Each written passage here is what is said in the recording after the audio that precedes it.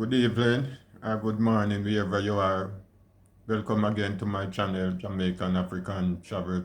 Bless up to all my YouTubers, listeners, my African family. Welcome back. My topic today is part 2 of the crisis over in Ukraine. And this war seems like it could have avoided, but it cannot because it's prophecy.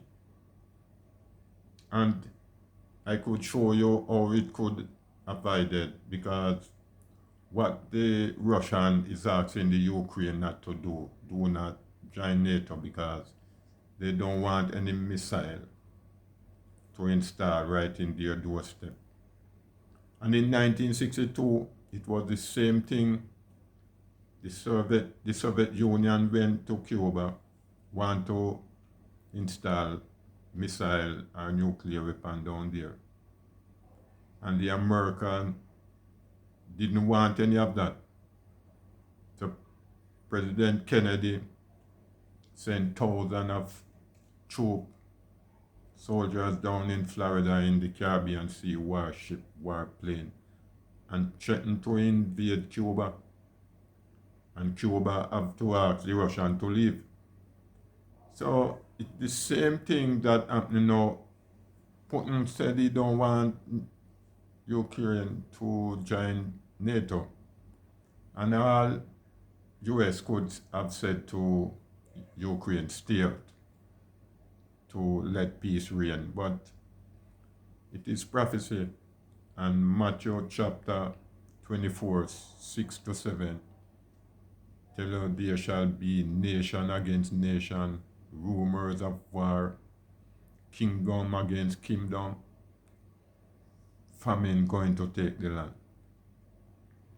And right now, it is a clear picture that this world is leading to famine or starvation. And this war going on, it's the poorest set of the people. It's feeling it. We are the loser in this war. Oil prices going up. Food prices going up. Everything is going up. So how are we going to cope with this war? Because all these weapons that they are using up in this war right now, they're going to use up the taxpayer money to replace all these weapons.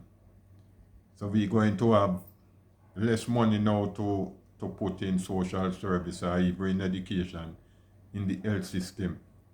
Because right around the world, every government, they spend more money on war and national security than any other institution or any other ministry. The defense always get the most of the money because war is their number one priority. So people, poor people.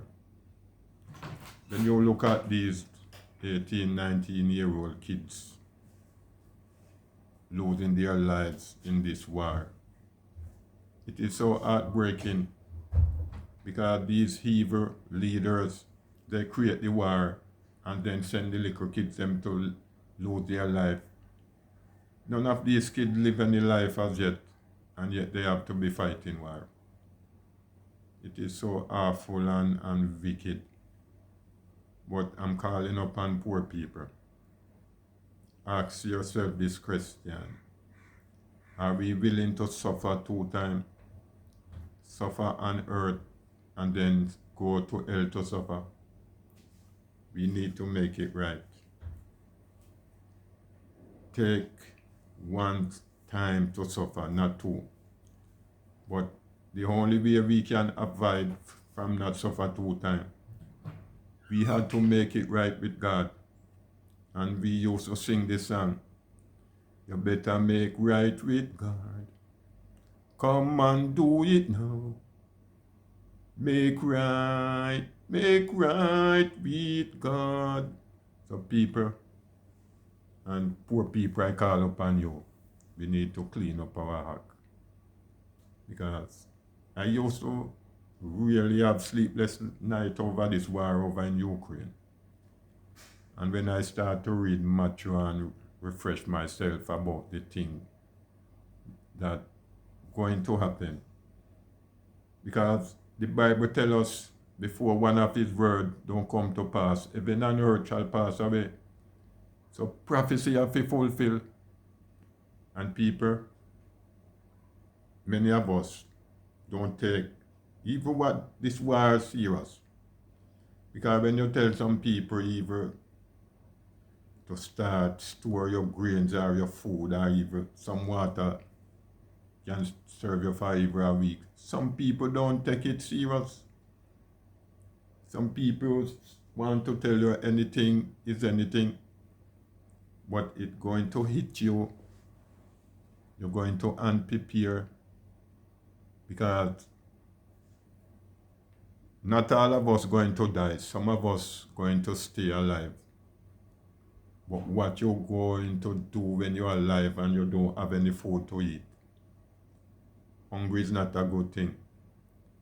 And for many of us who live in these some cold climate country where if a war broke out in the winter, it broke loose, because many of us not going to be able to plant anything or even have anything around us that we could use to sustain or keep ourselves alive. So people, we need to take it serious, because we is the only one that losing in this war, because we have to face the high price for everything. We, the poor people, because these people spend all the money and weapons. They don't care anything about us. So people, this, what is going on, the Bible tells us we should not be alarmed, because it is a must. And he said, so shall it be in the days of Noah, so shall it be in the end. And Noah used to warn people, tell them about the flood. And no one would ever believe Noah. But I'm asking poor people right now to take what's going on very, very serious, because this is going to be a devastating time. Because I said before, there are going to be another pandemic, which is the starvation pandemic, because we are soon and very soon going to run out of food because of war. Because when war is going on, no food can produce. So people who can move out of the city, prepare up your solar system, get your extra battery or solar lighting, because even if you don't have any light, it's a must that you need food.